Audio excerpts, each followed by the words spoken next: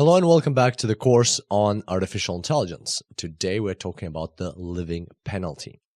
All right, so here we've got our Bellman equation, and as we've been going through this course, we've been slowly making it more and more complex. So far we've already added these probabilities in here, and also we've added the discounting factor.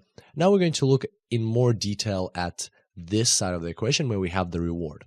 Now remember, previously, when we talked about how reinforcement learning works, we said we have an agent and it performs actions in the environment, and in exchange, or as a result of that, it gets a new state in which it's now in and a reward for that action.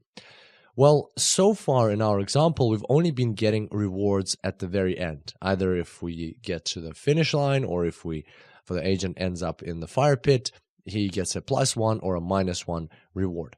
But that is a very simplistic approach to reinforcement learning, and in more realistic scenarios, you will likely have rewards throughout the journey, not just at the very end. You might have rewards throughout the journey. For instance, if it's an AI playing a game, and if, for example, it's like shooting somebody in Doom, it might get points for killing that enemy, or it might be in a different other game if it overtakes another car or something like that, just because of the rules of the game, not because of its way of analyzing the game, but actually the game is structured in a way that it's reinforcing, it's giving points for doing certain actions even before the game is over.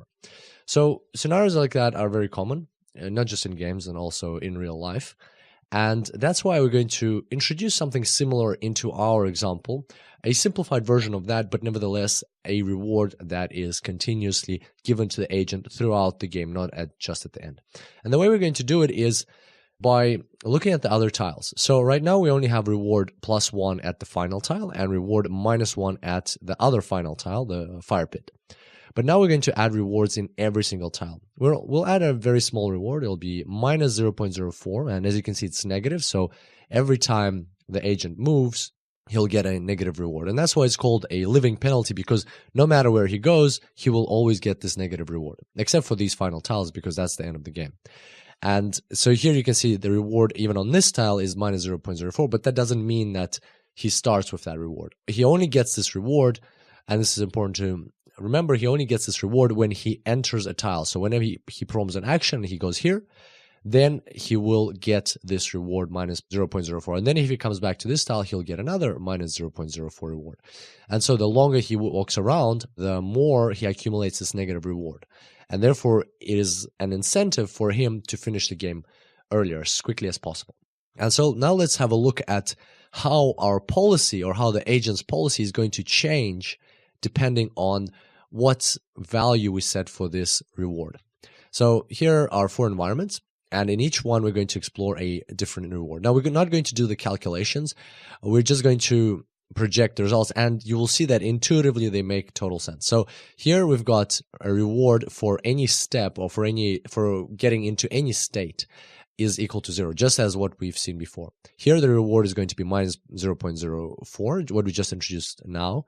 Here the reward will be -0.5, or the living penalty will be -0.5, so much higher, you can see, than here, more than 10 times greater. And here the living penalty will be -2, so even more than the reward you get for jumping, or even less than the reward that the agent gets for ending up in the fire pit. So let's have a look at how the actions, or the optimal policy for passing this environment will change depending on this reward. So this is our original policy. And as you can remember, we had these 2 very interesting and even a little bit weird decisions by the agent, but which totally makes sense if he can live for as long as he likes, if he can just travel around for as long as he wants without being penalized for staying alive very long. Why not? Why wouldn't he just go into the corner here, into the wall, and just keep doing that until it so happens that he goes this way, and then he will walk around. And same thing here. It's much safer for him to jump into the wall, hoping that one of these will come up eventually, and then he'll go to the finish line anyway. Because by choosing these 2 actions, he doesn't risk getting into the fire pit. Now let's see what happens if we add a reward, a negative reward for just being alive, for making a step, for making a move. So here you can see that instantly these two changed. Now the agent doesn't want to jump into the wall.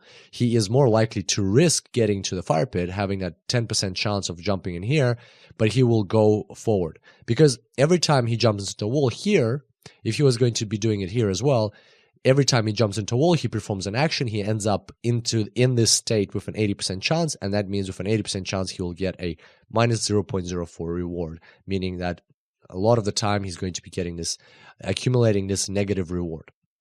Same thing here. If he jumps into the wall, waiting for that moment when he will actually be randomly moved to the right, if he keeps doing that, he will accumulate this negative reward, and that the result of that, if you perform the calculations, you'll see that the result of that, the expected value like of that approach, jumping to the wall, is worse than taking the risk of going forward and actually ending up in the fire pit. So he changes his decisions in these two blocks to instead move forward and here move to the left, even though there's a risk of jumping in the fire pit, simply because now the longer he's alive, the longer he will accumulate this living penalty. In the next environment, now we're increasing the living penalty to even a greater number, minus 0.5. And let's see what changes here. So now you can see that compared to this environment, the only thing that changed here is that this arrow is pointing to the right. And what that means is that now it's no longer a good option for the agent. Oh, actually, also this arrow was pointing to the left, and now it's pointing to the upwards. So now it's no longer a good idea for the agent to go around from here, go around all the way, because if he goes around all the way, yes, he's safer. There's a lesser chance. There's no chance of getting to the fire pit, but at the same time, or there's a less chance of getting to the fire pit, but at the same time, he will accumulate quite a substantial negative reward as he walks around. So the path is too long.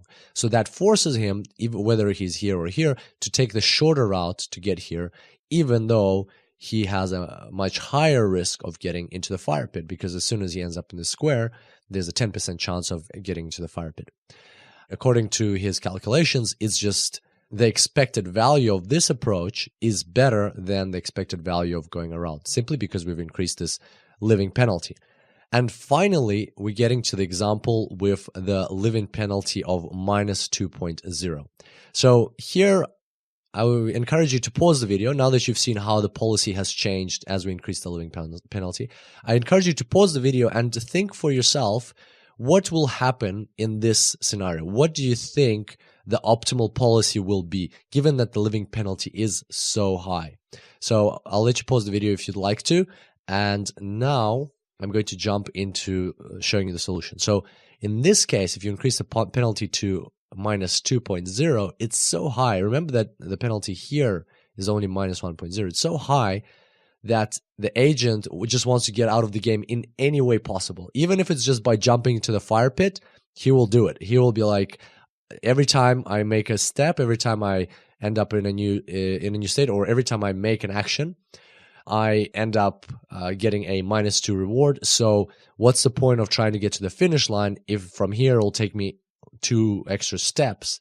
I'm just going to go here and then straight into the fire pit, because that way my reward is going to be less. The negative reward is not going to be as bad as in the case of just making additional steps. So you can see that adding this living reward, and depending on the value of the living reward that we're adding, the results are going to be different, and the agent is going to select different policies.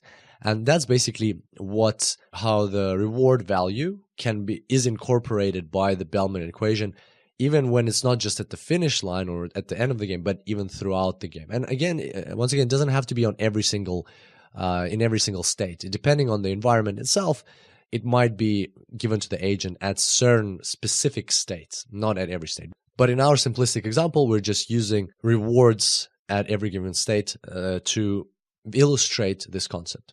So I hope you enjoyed today's tutorial. And as you can see, we've already made our Bellman equation quite sophisticated, and now it can be applied to many different scenarios. And I can't wait to see you in the next tutorial. And until then, enjoy AI.